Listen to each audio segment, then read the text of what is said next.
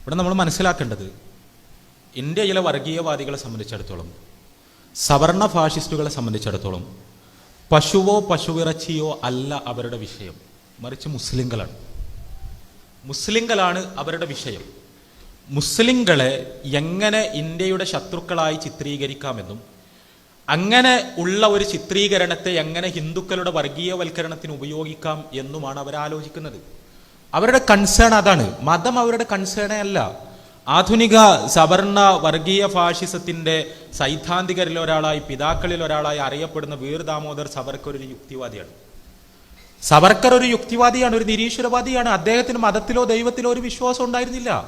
പക്ഷെ അദ്ദേഹമാണ് ഹിന്ദു വർഗീയതയെ സിദ്ധാന്തവൽക്കരിച്ചതും അതിന് ആമുഖമായി ഗ്രന്ഥങ്ങൾ എഴുതിയതും അതിന്റെ അടിസ്ഥാനത്തിൽ സംഘടനകൾ ഉണ്ടാക്കാൻ വലിയ ഊർജം പകർന്നതും വർഗീയത പ്രസംഗിച്ചുകൊണ്ട് ഇന്ത്യയിൽ മുഴുവൻ കലിതുള്ളിയതുമെല്ലാം ഈ സവർക്കറാണ്. അദ്ദേഹത്തിന് മതം ആയിരുന്നില്ല അദ്ദേഹത്തിന്റെ കൺസേൺ, പൊളിറ്റിക്സ് ആയിരുന്നു, രാഷ്ട്രീയമായിരുന്നു. ആ രാഷ്ട്രീയം മറ്റൊന്നുമായിരുന്നില്ല.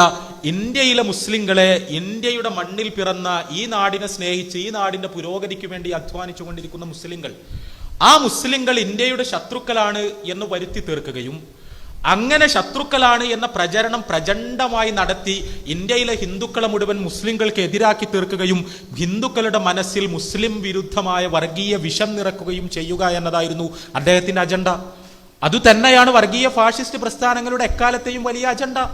അല്ലെങ്കിൽ നിങ്ങൾ ആലോചിച്ച് നോക്കുക, ബ്രിട്ടീഷ് കാലത്ത് നേരത്തെ പറഞ്ഞ ആ പ്രോപ്പഗണ്ടയിലുള്ള ട്വിസ്റ്റ്, അതിന്റെ പൊളിറ്റിക്സ് എന്താണ്?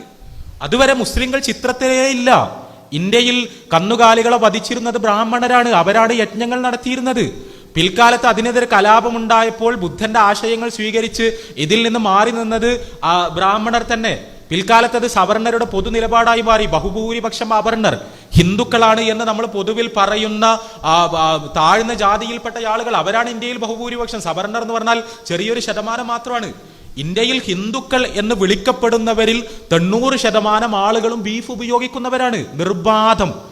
ഈ പറയപ്പെടുന്ന സവർണർ തന്നെ ബീഫ് ഉപയോഗിക്കൽ നിർത്തിയത് ചരിത്രത്തിന്റെ ഒരു ഘട്ടത്തിൽ മാത്രമാണ് താനും. പക്ഷേ ബ്രിട്ടീഷ് കാലഘട്ടത്തിൽ ഇന്ത്യയിലെ ഫാഷിസത്തിന് തുടക്കം കുറിച്ച ബുദ്ധിജീവികൾ അവർ പ്രസംഗിച്ചത് എന്താണ്? ഇന്ത്യക്കാർക്ക് ബീഫ് ഉപയോഗിക്കുന്ന ഒരു കൾച്ചർ തന്നെ അറിയുമായിരുന്നില്ല. പുറത്തു നിന്ന് വന്ന മുസ്ലിങ്ങളാണ് ഇത് പറഞ്ഞതും പഠിപ്പിച്ചതും എന്നാണ്.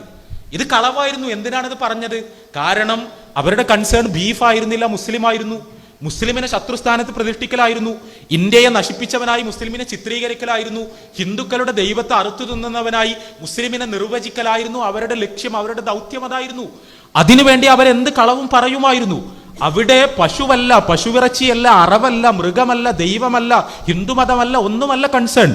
മുസ്ലിമിനെ ഒരു ശത്രുവിന്റെ ഛായയിൽ വരക്കണം. ആ മുസ്ലിമിനെ ഒരു ഭീകരനായി ചിത്രീകരിക്കണം. അതിന് കയ്യിൽ കത്തിപിടിച്ച് നമ്മുടെ ദൈവത്തെ അറുക്കാൻ നിൽക്കുന്ന ഒരു അറവുകാരനാണ് മുസ്ലിം എന്ന ചിത്രം ഉണ്ടാക്കണം. ഇതിനു വേണ്ടിയാണ് ഈ നുണകൾ മുഴുവൻ ഇന്ത്യയിലെ സംഘപരിവാർ പാളയത്തിലുള്ള ആളുകൾ പടച്ചുവിട്ടത്. ഇപ്പോഴും അത് തന്നെയാണ്. ഇതിന്റെ അജണ്ട എന്ന് പറയുന്നത് ആത്യന്തികമായി മുസ്ലിങ്ങളെ ദേശവിരുദ്ധരായി ചിത്രീകരിക്കലാണ്, രാഷ്ട്രത്തിന്റെ ശത്രുക്കളായി ചിത്രീകരിക്കലാണ്, രാജ്യത്തിന്റെ സംസ്കാരത്തോട് ബഹുമാനമില്ലാത്തവരായി ചിത്രീകരിക്കലാണ്, ഇന്ത്യയിലെ ഹിന്ദുക്കളുടെ മതപരമായ ചിഹ്നങ്ങളെ നിന്ദിക്കുന്നവരായി മുസ്ലിങ്ങളെ ചിത്രീകരിക്കലാണ്. അങ്ങനെ ചിത്രീകരിച്ച ശേഷം രാഷ്ട്രത്തിനകത്ത് രാഷ്ട്രത്തിന്റെ പൗരന്മാരായിരിക്കെ തന്നെ രാഷ്ട്രത്തിന്റെ സംസ്കാരത്തോട് ബഹുമാനമില്ലാത്ത ഒരു ജനസമൂഹം ജീവിക്കുന്നു, അവരെ ഉന്മൂലനം ചെയ്താൽ മാത്രമേ ഇന്ത്യക്ക് പുരോഗതിയുണ്ടാകൂ എന്ന സിദ്ധാന്തം, ആ സിദ്ധാന്തത്തിലേക്ക് ഇവിടുത്തെ ഭൂരിപക്ഷ സമൂഹത്തെ നയിച്ചു കൊണ്ടുപോവുകയാണ് ഇവരുടെ അജണ്ട. ഹിറ്റ്ലർ അതാണ് ചെയ്തത്. അദ്ദേഹം ജർമ്മനിയിൽ ശക്തമായ പ്രോപ്പഗണ്ട നടത്തി ജൂതന്മാർക്കെതിരെ. ജൂതന്മാർ അവർ ഉണ്ടാക്കുന്ന പ്രശ്നങ്ങളെക്കുറിച്ച് ഭീകരമായ പ്രഭാഷണങ്ങൾ നടത്തി. ഒടുവിൽ അദ്ദേഹം പറഞ്ഞു, ജർമ്മനിയിലുള്ള ജൂതന്മാർ, അവർക്ക് ജർമ്മൻ രക്തമല്ല ഉള്ളത്, അവർക്ക് ജർമ്മനിയോട് കൂറില്ല. ആ ജൂതന്മാരെ ജർമ്മനിയിൽ നിന്ന് നിഷ്കാസനം ചെയ്താൽ മാത്രമേ ജർമ്മനി രക്ഷപ്പെടൂ എന്ന സിദ്ധാന്തത്തിലേക്ക് അദ്ദേഹം പോയി. അതേപോലെ ഇന്ത്യയിലെ മുസ്ലിങ്ങളെ ഇന്ത്യയിൽ നിന്ന് നിഷ്കാസനം ചെയ്താൽ മാത്രമേ ഇന്ത്യ രക്ഷപ്പെടൂ എന്ന് ഇവിടെയുള്ള ഹിന്ദുവിനെ പറഞ്ഞു പഠിപ്പിക്കുവാനുള്ള പരിശ്രമമാണ് യഥാർത്ഥത്തിൽ ഇവർ നടത്തിക്കൊണ്ടിരിക്കുന്നത്. അത് തന്നെയാണ് അവരുടെ അജണ്ട, അത് തന്നെയാണ് അവരുടെ ലക്ഷ്യം. നമ്മൾ ആലോചിക്കേണ്ടത് ഈ ലക്ഷ്യത്തെ എങ്ങനെ തകർക്കാൻ കഴിയുമെന്നാണ്, ഈ അജണ്ടയെ എങ്ങനെ പൊളിക്കാൻ കഴിയുമെന്നാണ്. ആ പൊളിക്കാൻ എങ്ങനെ കഴിയുമെന്ന് ആലോചിക്കുമ്പോഴാണ് പലപ്പോഴും അവിവേകപൂർണമായ വൈകാരികമായ നിലപാടുകളിലേക്ക് മുസ്ലിം ചെറുപ്പം കടന്നു പോകുന്നത്. ചെറിയ ഒരു ഉദാഹരണം പറയാം. 1947 ഓഗസ്റ്റ് മാസത്തിൽ ഇന്ത്യയും പാകിസ്ഥാനും 2 സ്വതന്ത്ര രാഷ്ട്രങ്ങളായി ജനിക്കാൻ പോകുന്നു. അന്ന് ഇന്ത്യയും പാകിസ്ഥാനും രണ്ട് സ്വതന്ത്ര രാഷ്ട്രങ്ങളായി പിറക്കുകയും ഉത്തരേന്ത്യയിലെ മുസ്ലിങ്ങൾ വ്യാപകമായി പാകിസ്ഥാനിലേക്ക് പലായനം ചെയ്യുകയും പാകിസ്ഥാനിൽ നിന്ന് ഹിന്ദുക്കൾ ഇന്ത്യയിലേക്ക് പലായനം ചെയ്യുകയുമെല്ലാം ചെയ്തുകൊണ്ടിരിക്കുന്ന സന്ദർഭം. ആ കാലഘട്ടത്തിൽ രാഷ്ട്രീയ സ്വയം സേവക് സംഘിന്റെ തലപ്പത്തുണ്ടായിരുന്ന ചില ആളുകൾ തയ്യാറാക്കിയ ഒരു പദ്ധതിയെക്കുറിച്ച് ഡൊമിനിക് ലാപ്പിയറും ലാരി കോളിൻസും അവരുടെ സ്വാതന്ത്ര്യം അർദ്ധരാത്രിയിൽ എന്ന പുസ്തകത്തിൽ പറയുന്നുണ്ട്.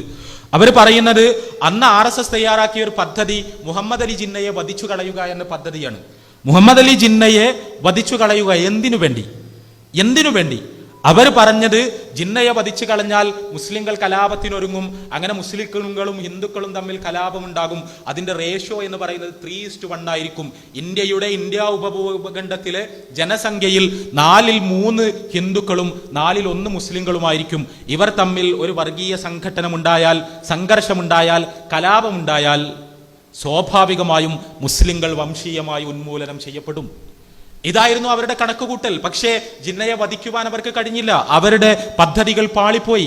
പക്ഷെ ഞാൻ പറയുന്നത് ആ തലച്ചോറിനെ കുറിച്ചാണ്. അവരെന്താണ് മനസ്സിൽ കണക്ക് കൂട്ടിക്കൊണ്ടിരിക്കുന്നത്? അവർ വിചാരിക്കുന്നത് എന്തെങ്കിലും ഒരു പ്രകോപനം ഉണ്ടാകണം.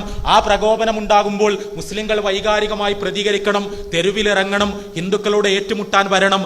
അങ്ങനെ ഇന്ത്യയിലെ നല്ലവരായ ഹിന്ദുക്കളുടെ മുഴുവൻ മനസ്സിൽ മുസ്ലിങ്ങളോടുള്ള വിദ്വേഷം നിറയണം. നേർക്ക് നേരെ ഏറ്റുമുട്ടൽ ഉണ്ടാകണം. ആ ഏറ്റുമുട്ടൽ വഴി മുസ്ലിം ന്യൂനപക്ഷം ഇന്ത്യയിൽ നിന്ന് നിഷ്കാസനം ചെയ്യപ്പെടണം. ഇതാണ് ഇവർ ആഗ്രഹിക്കുന്നത്.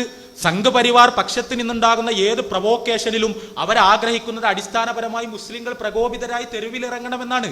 നമ്മുടെ നാട്ടിലെ ചില സുഹൃത്തുക്കൾ ഇത് മനസ്സിലാകാത്തത് കൊണ്ടാണ് അർദ്ധരാത്രി മെഴുകുതിരി വട്ടത്തിൽ കരാട്ടെ പരിശീലനം നടത്തി മസിൽ പെരുപ്പിച്ച് റോട്ടിലൂടെ നടന്ന് അധ്യാപകരുടെ കൈവെട്ടി പള്ളിപ്പറമ്പിൽ ആയുധങ്ങൾ ശേഖരിച്ച് ഞങ്ങൾ മുസ്ലിം സമുദായത്തെ സംരക്ഷിക്കുന്നു എന്ന് ഊറ്റം കൊള്ളുന്നത്. അവർ മുസ്ലിം സമുദായത്തെ സംരക്ഷിക്കുകയല്ല ചെയ്യുന്നത്. സംഘപരിവാർ എന്താണോ ആഗ്രഹിക്കുന്നത് ആ ലക്ഷ്യം നേടിക്കൊടുക്കുകയാണ് അവർ ചെയ്യുന്നത്. കാരണം സംഘപരിവാർ ആഗ്രഹിക്കുന്നത് അതാണ്. നമ്മൾ പ്രകോപിതരാകണം, നമ്മൾ സായുധരാകണം, നമ്മൾ തെരുവിലിറങ്ങണം, നമ്മൾ കലാപത്തിനൊരുങ്ങണം, നമ്മൾ സംഘർഷങ്ങൾക്ക് ഒരുങ്ങണം എന്നാണ് അവർ ആഗ്രഹിച്ചു കൊണ്ടിരിക്കുന്നത്. ആ ആഗ്രഹത്തിന്റെ നിവൃത്തിയാണ് ഇത്തരം തീവ്രവാദ പ്രസ്ഥാനങ്ങളിലൂടെ സംഭവിക്കുന്നത്. അതാണ് എല്ലായിടത്തും ഉണ്ടായത്. ഇവിടെ നമ്മൾ മനസ്സിലാക്കേണ്ടത് ഈ പ്രകോപനങ്ങൾക്ക് മുന്നിൽ ഇതിന്റെ പിന്നിലുള്ള കെണി നമുക്ക് തിരിച്ചറിയാൻ കഴിയണം. തീർച്ചയായും ദാരുണമാണ്, ട്രാജിക്കാണ്, വാക്കുകൾ കൊണ്ട് വർണ്ണിക്കാൻ കഴിയാത്തതാണ്. ഒരു ആധുനിക ജനാധിപത്യ രാഷ്ട്രത്തിൽ ഏതോ ഒരു ഭക്ഷണം കഴിച്ചു എന്നതിന്റെ പേരിൽ ഒരു പച്ച മനുഷ്യനെ ഇഷ്ടിക കൊണ്ട് അടിച്ചടിച്ച് ഇഞ്ചിഞ്ചായി കൊന്നു എന്ന് പറഞ്ഞാൽ അത്രയും ട്രാജിക്കാണ്, യാതൊരു സംശയവുമില്ല. പക്ഷേ അവരുടെ ലക്ഷ്യം ഒരു മനുഷ്യനെ കൊല്ലലല്ല, മുസ്ലിങ്ങളെ പ്രകോപിപ്പിക്കലാണ്, മുസ്ലിമിനെ മറ്റൊരു ഛായയിൽ വരക്കലാണ്, ഇവിടുത്തെ ഹിന്ദുക്കളെ വർഗീയവൽക്കരിക്കലാണ്.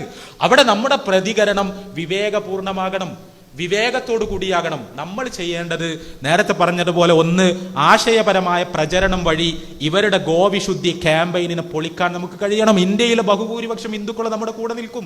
ബീഫ് നിഷിദ്ധമാണ് എന്ന് സ്വയം വിശ്വസിക്കുന്ന എത്ര ഹിന്ദുക്കൾ ഇന്ത്യയിലുണ്ടാകും? തുലോം വിരളമായിരിക്കും. ബീഫ് നിരോധിച്ചാൽ ഇപ്പോൾ ശിവസേനയിൽ മഹാരാഷ്ട്രയിൽ ബീഫ് നിരോധിച്ച സമയത്ത് ബീഫ് ഫെസ്റ്റ് നടത്തി പ്രതിഷേധിച്ചത് ശിവസേനയാണ്. കാരണം ശിവസേനയുടെ ഒരു റാങ്കിലുള്ള ആളുകളെ സംബന്ധിച്ചിടത്തോളം അവർക്ക് ബീഫ് നിരോധനത്തിനെതിരാണ്. അവർ ഇന്ത്യയിലെ ഹിന്ദു കമ്മ്യൂണിറ്റി ഒരു ഏകകം എന്ന നിലക്ക് ഐക്യകണ്ഠേന ബീഫ് നിരോധത്തിന് വേണ്ടി ഒരിക്കലും നിലനിൽക്കില്ല. അവരെപ്പോഴും അതിനെതിരായിരിക്കും. ബഹുഭൂരിപക്ഷ ആളുകൾ അവരെല്ലാം ബീഫ് കഴിക്കുന്നവരാണ്, അതിന് തെറ്റ് കാണാത്തവരാണ്. അവരെ നമ്മുടെ കൂടെ നിർത്താൻ കഴിയണം. രാജ്യത്തിന്റെ മതേതര പൊതു മനസ്സാക്ഷിയെ ഉണർത്താൻ കഴിയണം. ഇവിടെയുള്ള മതേതര രാഷ്ട്രീയ പ്രസ്ഥാനങ്ങളെ നമ്മുടെ കൂടെ നിർത്താൻ കഴിയണം. നമ്മുടെ പാർലമെന്റിലും നിയമസഭയിലും മീഡിയയിലുമെല്ലാം നമുക്ക് ശക്തമായി പോരാടാൻ കഴിയണം. അത് ആശയപരമായ ഒരു തലം. ആ ആശയപരമായ തലത്തിൽ ഇവർ പറയുന്നത് ശുദ്ധ അസംബന്ധമാണ്, ലോകത്തിന് മുന്നിൽ പറയാൻ കൊള്ളാത്തതാണ് എന്ന് ബോധ്യപ്പെടുത്താനുള്ള പ്രചരണ പ്രവർത്തനങ്ങൾ ഒരു വശത്ത് നടത്തുക, മറുവശത്ത് അതോടൊപ്പം തന്നെ നിയമപരമായി ഇത്തരം സംഭവങ്ങൾ ആവർത്തിക്കാതിരിക്കുവാനുള്ള മുൻകരുതലുകൾ സ്വീകരിക്കുവാൻ സമുദായ നേതൃത്വം സന്നദ്ധമാവുകയും അതിനാവശ്യമായ കൂടിയാലോചനകൾ നടത്തുകയും ചെയ്യണം. അതാണ് അതിനുള്ള പരിഹാരം. ആ പരിഹാരം നടക്കുമ്പോഴാണ് ഇവരുടെ അജണ്ടകൾ പൊളിയുക. അത് പൊളിയും എന്നതിന് കേരളം സാക്ഷിയാണ്. 1925 രാഷ്ട്രീയ സ്വയം സേവക് സംഘത്തിന്റെ RSSന്റെ പ്രവർത്തനം ഇന്ത്യയിൽ ആരംഭിച്ച അന്ന് തന്നെ കേരളത്തിലും RSSന് യൂണിറ്റ് ഉണ്ട്. അന്ന് തന്നെ കേരളത്തിലും ഇതിന്റെ പ്രവർത്തനങ്ങൾ ആരംഭിച്ചിട്ടുണ്ട്. പക്ഷേ കേരളത്തിൽ ഇത് വളർന്നതേ ഇല്ല. പറയുമ്പോൾ കേരളത്തെ ചൂണ്ടിക്കാണിയിട്ടാണ് ഇന്ത്യയിൽ മുഴുവൻ ഇത് വളർന്നത്. നമ്മൾ മനസ്സിലാക്കണം. മലപ്പുറം എന്ന് പറഞ്ഞൊരു ജില്ല ഉണ്ട്, ഭയങ്കര ഭീകരമായൊരു സാധനമാണ്. അവിടെ ഒരു കുട്ടി പാകിസ്ഥാനാണ്. അവിടെ ഏകദേശം ഒരു താലിബാൻ മോഡൽ ഭരണമാണ് നടക്കുന്നത്. അവിടുത്തെ മുസ്ലിങ്ങൾക്ക് മുഴുവൻ 2 കൊമ്പുണ്ട്. അവര് ഹിന്ദുക്കളെ മുഴുവൻ ആ കൊമ്പിലിട്ട് കുലുക്കിയിട്ടാണ് നടക്കുന്നത് എന്നൊക്കെ ഉത്തരേന്ത്യയിലെ സാധു ഹിന്ദുക്കളോട് പ്രസംഗിച്ചിട്ടാണ് ഈ വർഗീയ പ്രസ്ഥാനങ്ങൾ മുഴുവൻ ഉത്തരേന്ത്യയിൽ വളർന്നത്. എന്നിട്ട് ഈ മലപ്പുറത്തെ ഹിന്ദു സഹോദരന്മാർ എന്തുകൊണ്ട് അതിന്റെ കൂടെ നിന്നില്ല?